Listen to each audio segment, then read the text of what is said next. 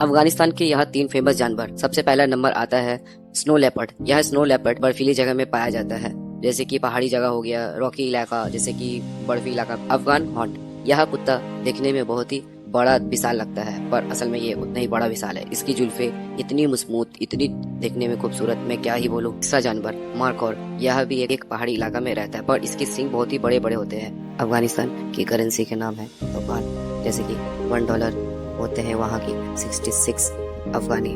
उसी तरह $5 वहाँ पर होते हैं 331 रुपया। उसी तरह $10 वहाँ पे होते हैं 663 रुपये। उसी तरह $20 1226 रुपया।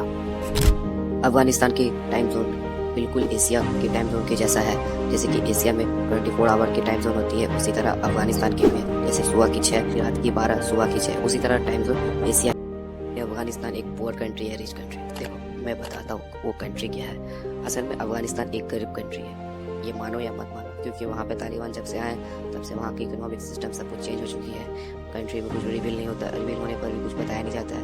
इसीलिए अफगानिस्तान में कभी भी जाओ भाई तो सेफली जाओ, क्योंकि वहाँ कंट्री बहुत ही लैंडलॉक कंट्री है। मैं पहले ही अपने वीडियो में बता चुका हूँ। तो मैं देखो अफगानिस्तान के बारे में बताता हूँ कि उसकी कितनी पावर है। वह वर्ल्ड में 118 नंबर में रैंकिंग करती है पावर के मामलों में, समझे। अगर मैं उनकी गनों की बात करूं, जैसे कि अपने वर्ल्ड के सबसे टॉप गन जैसे होते हैं कि कितनी की गन की कलेक्शन है, उसी तरह अफगानिस्तान भी टोटल 60 नंबर में आता है, 60 नंबर में आती है वर्ल्ड के गन कलेक्शन ओनरशिप रेट पर। दूसरी बात, अफगानिस्तान के पास कोई भी जेट नहीं है, ऐसा कोई भी जेट नहीं है जो अफगानिस्तान उड़ा सके, और उनके पास होगी तो वो कभी रिवील नहीं करेंगे कि हमारे पास जेट है। टैंक, उनके पास टैंक है, पर वह बताते नहीं कि हमारे पास टैंक कितनी है। वह कभी भी ये डिक्लेयर नहीं करते कि हमारे पास इतनी टैंक है। तो हम लोग इसे मान सकते हैं कि उनके पास कोई भी टैंक नहीं है, पर उनके पास है। अफगानिस्तान के पास कोई भी न्यूक्लियर पावर नहीं है, यह हम सभी जानते हैं। उनके पास कोई भी न्यूक्लियर पावर नहीं है।